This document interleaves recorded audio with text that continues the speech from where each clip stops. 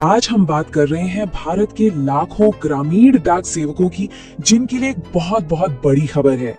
नमस्कार दोस्तों, प्रकाश BPM channel पर आपका स्वागत है। प्रकाश बीपीएम चैनल को सब्सक्राइब करें और वीडियो को लाइक और ज्यादा से ज्यादा दोस्तों को शेयर करें। कर रहे हैं भारत के लाखों ग्रामीण डाक सेवकों की, जिनके लिए एक बहुत बहुत बड़ी खबर है। एक ऐसी मांग उठी है जो शायद उनके भविष्य को हमेशा के लिए बदल दी। तो चलिए समझते हैं कि ये पूरा मामला है क्या। तो सबसे बड़ा सवाल यही है, क्या ग्रामीण डाक सेवकों के लिए 8वां वेतन आयोग, जो एक सपना सा लगता था, वो अब हकीकत बन सकता है?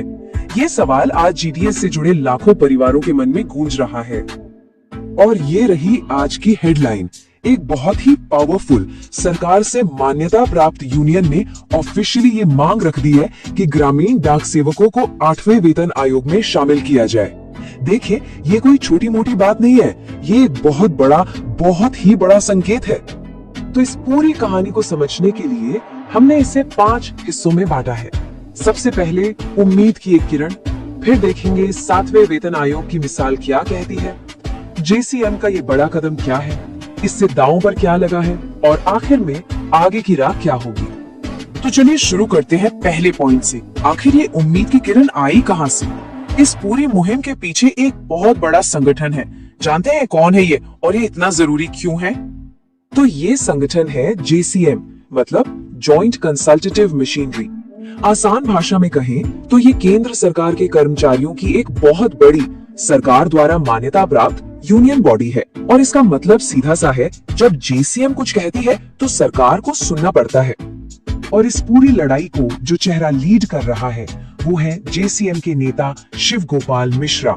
जीडीएस को उनका हक दिलाने की इस मुहिम में इनका नाम सबसे आगे आ रहा है। अच्छा, अब आते हैं दूसरे पॉइंट पर। ये जो मांग है ना, ये कोई हवा में नहीं उठी है। इसके पीछे एक बहुत मजबूत वजह है, एक मिसाल है, और वो मिसाल जुड़ी है 7वें वेतन आयोग से। जरा इन आंकड़ों को देखिए। 7वें वेतन आयोग के टाइम पर डाक विभाग का बजट 2014 में था करीब 4,59,000, ठीक है। लेकिन 7वें वेतन आयोग के बाद ये बढ़कर हो गया 18,89,000। मतलब इतना बड़ा जंप। तो सवाल ये उठता है कि ये एक्स्ट्रा पैसा आखिर आया कहां से था? और यहीं पर है सबसे बड़ा सबूत। उस बजट डॉक्यूमेंट में साफ साफ लिखा था कि इस डेटा में ग्रामीण डाक सेवक भी शामिल हैं। मतलब सोचिए, इसका सीधा सा मतलब है कि 7वें वेतन आयोग के बजट में जीडीएस के लिए भी पैसा रखा गया था, भले ही उसका फायदा उन्हें उस तरह से उस वक्त नहीं मिला। और बस यही बात इस बार की मांग को बहुत ज्यादा मजबूत बना देती है। लॉजिक सिंपल है, अगर 7वें पे कमीशन में जीडीएस को बजट में शामिल किया जा सकता था, तो फिर 8वें में क्यों नहीं?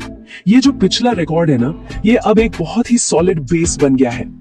चलिए अब आते हैं आज की तारीख पर कि अभी क्या हो रहा है। जेसीएम ने अब ऑफिशियली अपनी मांगे सरकार के सामने रख दी हैं। ये एक बहुत बड़ा कदम है। तो जेसीएम ने जो अपना डिमांड लेटर सरकार को दिया है, उसमें कई चीजें हैं, जैसे एमटीएस स्टाफ के मुद्दे सुलझाए जाएं और भी कई वेलफेयर पॉइंट्स हैं। लेकिन जो सबसे बड़ा और हाईलाइटेड पॉइंट है वो है ग्रामीण डाक सेवकों को 8वें वेतन आयोग में औपचारिक रूप से शामिल किया जाए।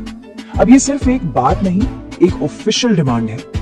इस टाइमलाइन से पूरी कहानी और साफ हो जाती है। देखिए, पहले क्या हुआ, जीसीएम ने जीडीएस को टर्म ऑफ रेफरेंस में ऐड करवाया। फिर 15 दिसंबर तक सरकार ने फीडबैक मांगा और अब जीसीएम ने इस मांग को फॉर्मली सरकार के सामने रख दिया है। मतलब ये सब कुछ एक प्लानिंग के तहत हो रहा है, स्टेप बाय स्टेप। तो अब आते हैं सबसे जरूरी सवाल पर कि आखिर दांव पर क्या लगा है।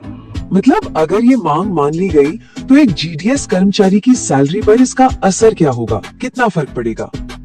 देखिए, यहाँ 2 तस्वीरें हैं। एक तरफ है 1 मैन कमेटी का सिस्टम।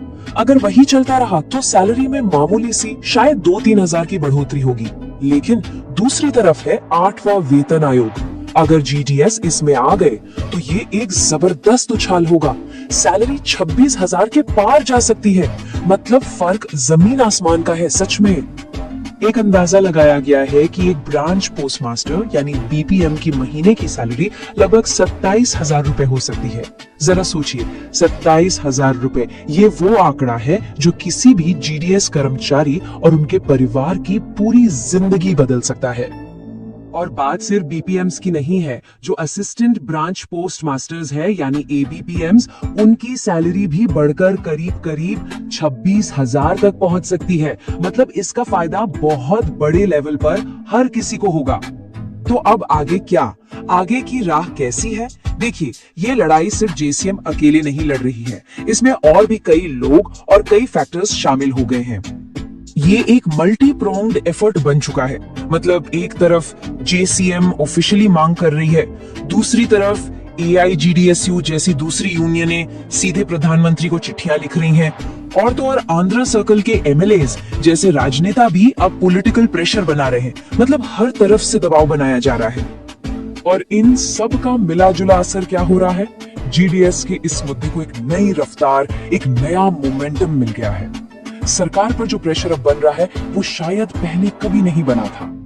तो आखिर में सवाल यही है, क्या ये सारा दबाव, जेसीएम का जोर, दूसरी यूनियनों का साथ और ये पॉलिटिकल प्रेशर, क्या ये सब मिलकर वो ऐतिहासिक बदलाव ला पाएंगे जिसका इंतजार लाखों जीडीएस कर्मचारी सालों से कर रहे हैं? क्या ये वाकई उनके लिए एक नए दौर की शुरुआत होगी?